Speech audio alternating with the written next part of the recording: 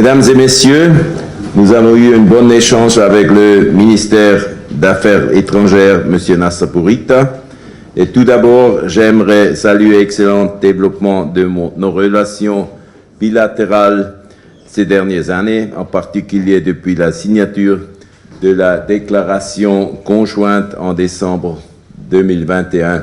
Je crois que c'est une base exceptionnelle pour la collaboration et coopération entre les deux pays. Cette déclaration a permis de renforcer notre coopération et de l'étendre à de nouveaux domaines d'intérêt pour nos deux pays.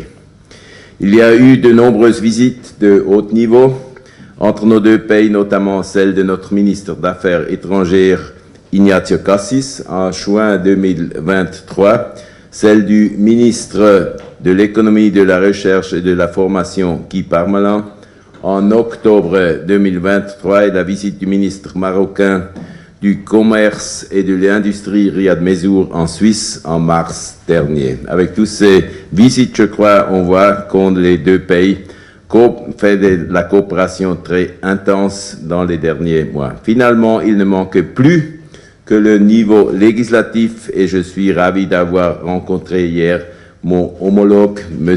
Talib Al-Ami, et je l'ai d'ailleurs invité à se rendre en Suisse.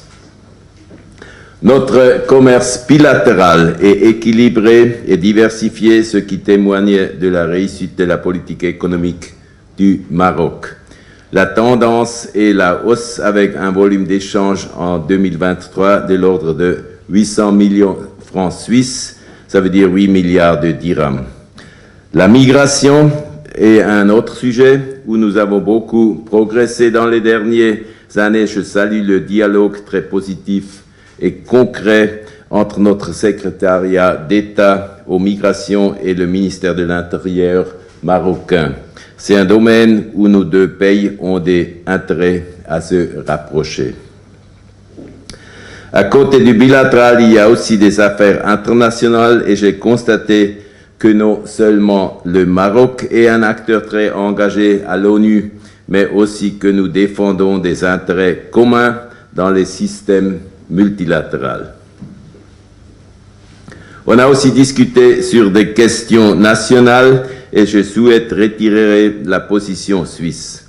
La Suisse soutient les efforts des Nations Unies et le travail de l'envoyé spécial du secrétariat général de l'ONU, Staffan de Mistura, pour aboutir à une solution politique juste, durable et mutuellement acceptable, en accord avec le droit international et les résolutions pertinentes du Conseil de sécurité.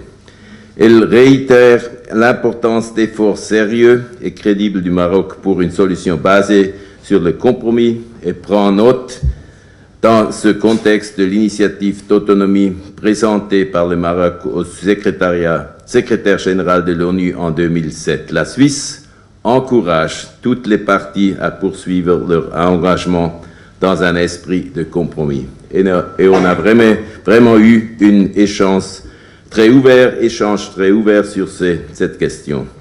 Enfin, sur les sujets d'actualité, on a aussi discuté et eu un échange. Comme vous le savez, la Suisse organisera du 15 au 16 juin 2024 une conférence de haut niveau sur la paix en Ukraine. L'objectif de cette rencontre est de développer une vision commune de la voie à suivre pour obtenir une paix équitable et durable en Ukraine. Permettez-moi de réitérer l'invitation faite à Sa Majesté le roi Mohamed VI par la présidente de la Confédération Viola Amherd. La participation du Maroc à cette conférence serait pour la Suisse un véritable atout vu les excellentes relations dont jouit votre royaume sur le continent africain et au sein de la Ligue arabe. Concernant la situation à Gaza, je souhaite également rappeler la position de la Suisse. Depuis le début du conflit, la Suisse appelle au respect du droit international humanitaire par toutes les parties et appelle aujourd'hui à un cessez-le-feu immédiat et la libération des otages. Nous soutenons depuis longtemps la création d'un État palestinien souverain à côté d'Israël sur la base des frontières de 1967 et nous sommes convaincus que cette solution, en accord avec le droit international, va mener à une paix durable. Merci beaucoup pour votre attention.